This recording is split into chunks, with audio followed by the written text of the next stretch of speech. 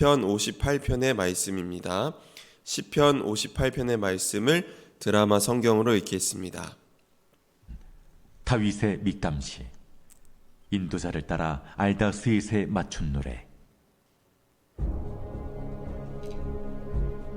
통치자들아, 너희가 정의를 말해야 하거늘 어찌 잠잠하냐?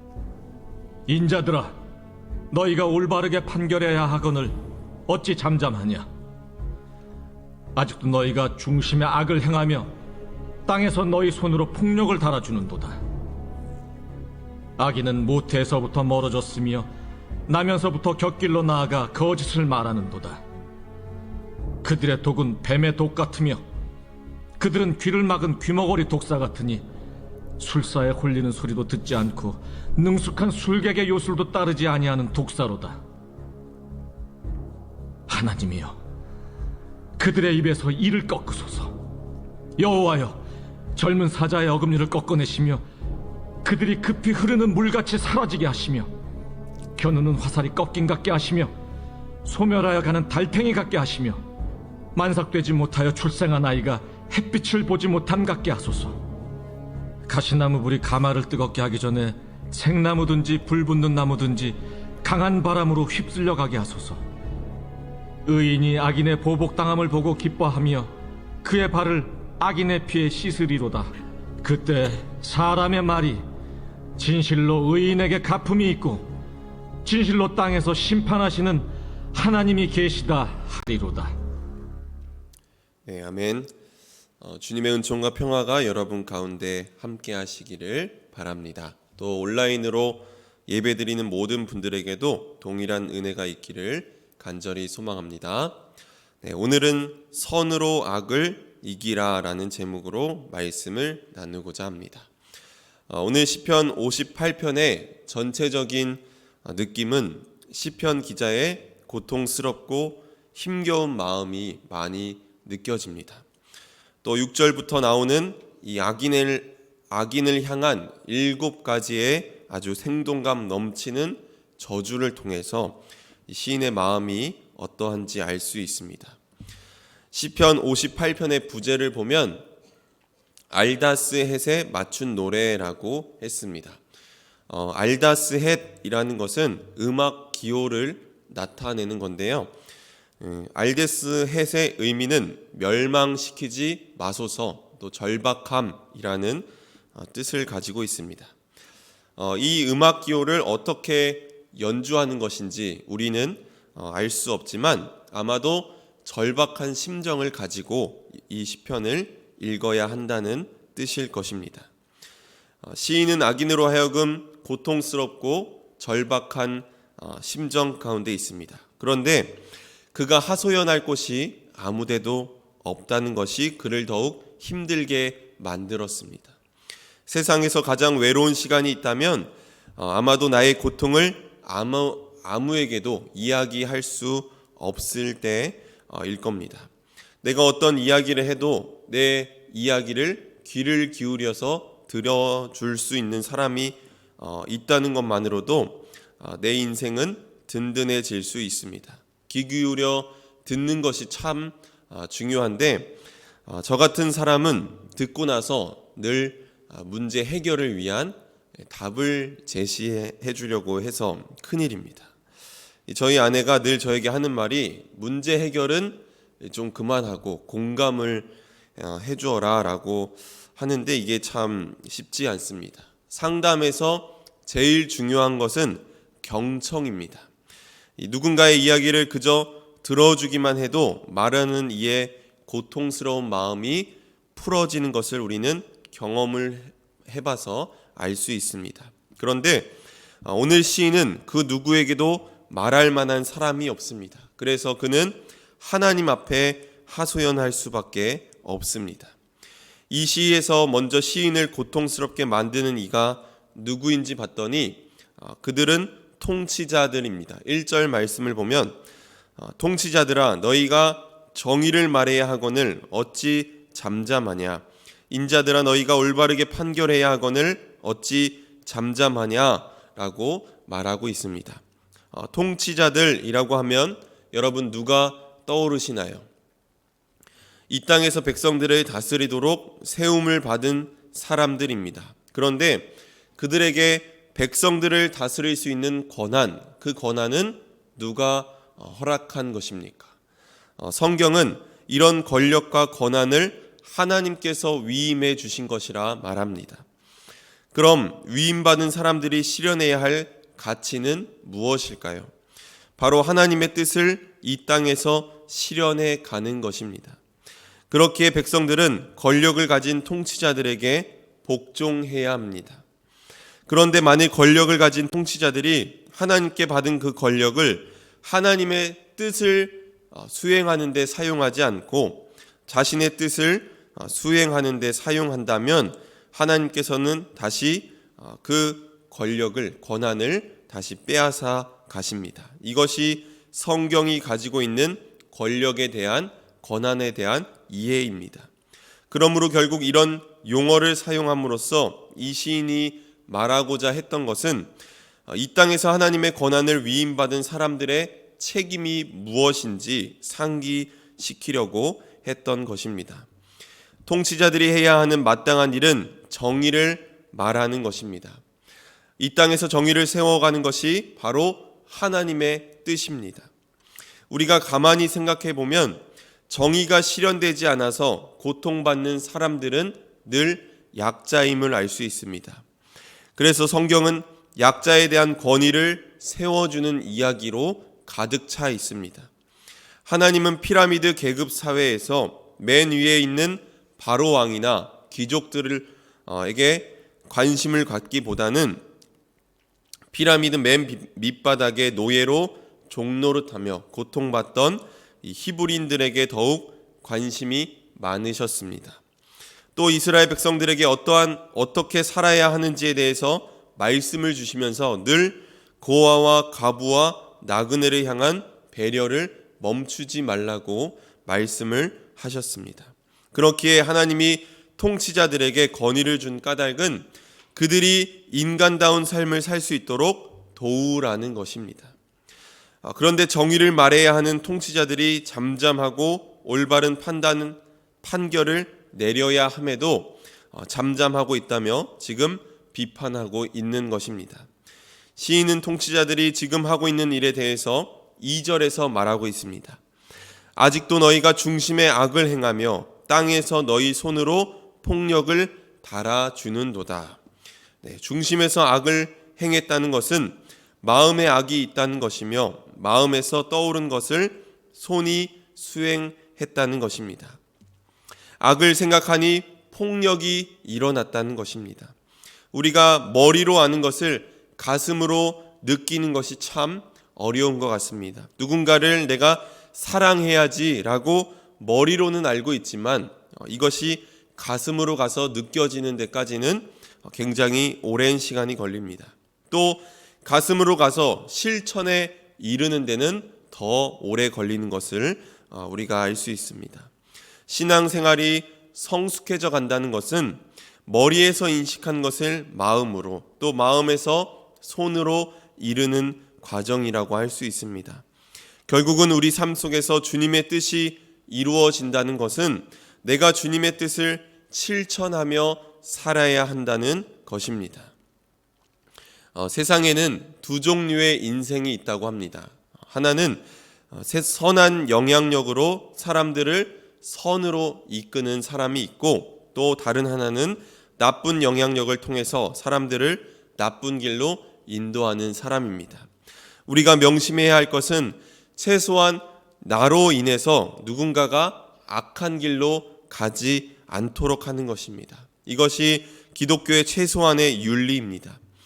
그래서 감리교의 창시자인 존 웨슬리 목사님도 기독교인의 세 가지 윤리를 말합니다. 첫 번째는 해를 끼치지 말라. 두 번째, 선을 행하라. 세 번째, 하나님의 사랑 안에 머물러라. 이 세 가지의 룰을 가지고 나 자신을 자꾸만 돌아봐야 한다는 것입니다. 끊임없이 자신을 돌아보며 선한 영향력을 끼치는 저와 여러분이 되기를 주님의 이름으로 축원합니다.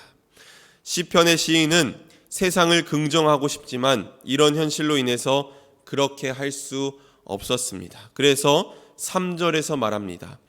악인은 모태에서부터 멀어졌으며 나면서부터 곁길로 나아가 거짓을 말하는도다. 슬픈 현실입니다.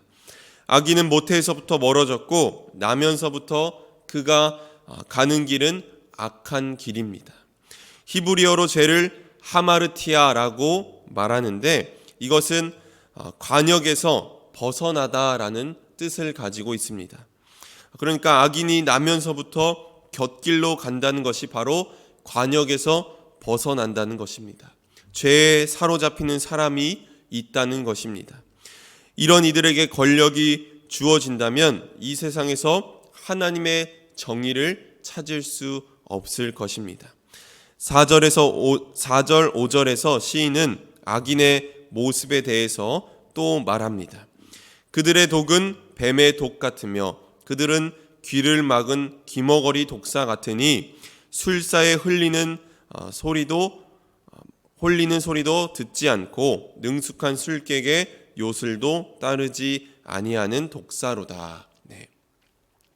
그들이 하는 말과 행동을 보니까 뱀의 독과 같다는 것입니다. 그런데 이 독사들이 보통 독사가 아니라 어떤 독사입니까? 기머거리 독사입니다. 여러분, 이 표현이 참 재미있는 게 우리가 영화에서나 볼 수 있는 장면인데 피리를 그 술객들이 불면 막 이렇게 항아리에서 독사들이 나와서 춤을 추는 장면들 있잖아요. 그 장면을 지금 이야기하는 것입니다. 문제는 이 독사가 기머거리 독사라서 제 맘대로 행동을 한다는 것입니다. 악인들의 모습이 바로 이와 같다는 것입니다. 누구의 말도 듣지 않습니다. 여러분, 독재자라는 영어 단어는 dictator라는 단어를 사용하는데 이 말은 혼자서 말하는 사람을 뜻하는 것입니다. 남의 말을 듣지 않습니다. 어떻게 보면 제일 위험한 사람입니다. 공동체 안에도 이런 사람은 늘 있습니다. 누군가에게 자기의 생각을 강요하고 항상 자신은 배울 것이 없고 남을 가르치는 데에만 익숙한 사람입니다. 물론 그의 말이 옳을 때도 있지만 그로 인해서 공동체의 평화는 깨지고 맙니다. 어떻게 해볼 도리가 없습니다. 그래서 시인은 기도합니다. 6절부터 9절까지의 시인은 악인들을 하나님께서 처단해 달라고 이야기를 합니다. 무려 7번이나 표현을 바꿔가면서 아주 생동감 있게 전달합니다. 제가 한번 읽어보도록 하겠습니다. 하나님이여 그들의 입에서 이를 꺾으소서. 여호와여 젊은 사자의 어금니를 꺾어내시며 그들이 급히 흐르는 물같이 사라지게 하시며 겨누는 화살이 꺾임 같게 하시며 소멸하여 가는 달팽이 같게 하시며 만삭되지 못하여 출생한 아이가 햇빛을 보지 못함 같게 하소서. 가시나무 불이 가마를 뜨겁게 하기 전에 생나무든지 불 붙는 나무든지 강한 바람으로 휩쓸려 가게 하소서. 여러분, 이 시편 기자의 이 말씀을 보니까 여러분 어떤 마음이 드시나요? 제가 자주 말씀드리듯이 이 시편에 나오는 이런 악인에 대한 저주를 보면서 이렇게 말해도 되나라는 생각이 들기도 하지만 이렇게 하나님 앞에 다 쏟아내고 이야기할 때 우리의 마음이 치유되는 줄 믿습니다. 정말 자기의 원수 때문에 괴롭고 힘들어하는 사람들은 이 말씀을 통해서 답답한 가슴이 시원하게 되는 것입니다. 우리가 하나님 앞에 나아갈 때 좋은 것만 가지고 나아갈 수는 없습니다. 하나님은 내가 숨기고 싶어 하는 것도 이미 알고 계십니다. 내 속에 거친 것과 폭력적인 것 또한 하나님 앞에 가져가야 합니다. 시편을 읽으면서 우리는 내 마음을 이 시편 말씀에 담아서 하나님께 기도로 아뢰야 하는 것입니다. 오늘 시편 기자도 바로 그렇게 한 것입니다. 나의 미운 마음들, 폭력적인 마음들을 누군가에게 표현하기 전에 그것을 하나님 앞에 가지고 나아갔더니 어떤 일이 벌어졌습니까? 내 속에서 치유가 일어나기 시작합니다. 7번이나 표현을 바꿔가면서 다 쏟아내고 나니까 마음이 정돈되기 시작합니다. 이것이 바로 놀라운 일입니다. 그래서 10절에서 이 시인은 고백합니다. 우리 10절 말씀을 함께 읽어보도록 하겠습니다. 10절 말씀 함께 읽습니다. 시작. 의인이 악인의 보복당함을 보고 기뻐하며 그의 발을 악인의 피에 씻으리로다. 네. 이것은 악인의 보복당함을 보고 통쾌하게 여겼다는 말이 아니라 하나님의 정의가 실현된 것에 대한 기쁨을 이야기하는 것입니다. 또한 악인에 대한 긍휼한 마음이 이 시인에게 생기게 되었습니다. 하나님 앞에 자기의 속마음을 다 쏟아내고 나니까 지금은 내가 저로 인해서 고통받고 있지만 결국 하나님 앞에서 그가 겪게 될 고통을 생각하니까 그가 불쌍해지기 시작한 것입니다. 그는 이를 통해서 평화의 길을 찾게 됩니다. 사랑하는 성도 여러분, 오늘 시편의 기자는 어려움을 가지고 있었지만 자기의 그 속에 있는 거친 마음들, 폭력적인 그 마음들까지도 하나님께 다 내어놓고 쏟아냈더니 그 마음이 정돈되기 시작했고 또 그 마음이 치유되는 경험을 하게 되었습니다. 자기의 마음이 평안해지니 오히려 악인이 안쓰럽고 그에 대한 긍휼한 마음이 생겨나게 되었습니다. 고통을 넘어서 정의의 하나님에 대해 이르게 되었고 그리고 나서는 현실을 다른 방식으로 볼 수 있는 눈이 생기게 되었습니다. 이것이야말로 올바른 신앙의 태도라고 할 수 있습니다. 이러한 신앙의 태도를 보면서 떠오르는 말씀이 있습니다. 지난 주일에 담임 목사님 말씀하셨던 로마서 12장 21절 말씀. 악에게 지지 말고 선으로 악을 이기라. 네, 아멘. 정말 그렇습니다. 우리가 가져야 할 신앙의 태도는 바로 선으로 악을 이기는 것입니다. 우리가 우리 삶에 문제가 없을 수는 없지만 이 말씀처럼 정말 선으로 문제를 해결해 가는 것이 중요한 것입니다. 이런 믿음이 저와 여러분에게 있기를 간절히 소망합니다. 어려움에게 지지 말고 어려움을 통해서 더 큰 믿음의 세계로 나아가는 저와 여러분이 되기를 주님의 이름으로 축원합니다. 아멘. 네, 함께 기도하겠습니다.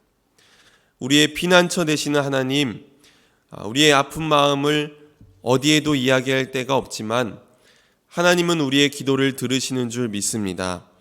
하나님께 내 안에 있는 거친 것과 폭력적인 것들 모두 가져가서 내어놓고 쏟아놓으며 기도할 수 있는 믿음을 허락하여 주시옵소서.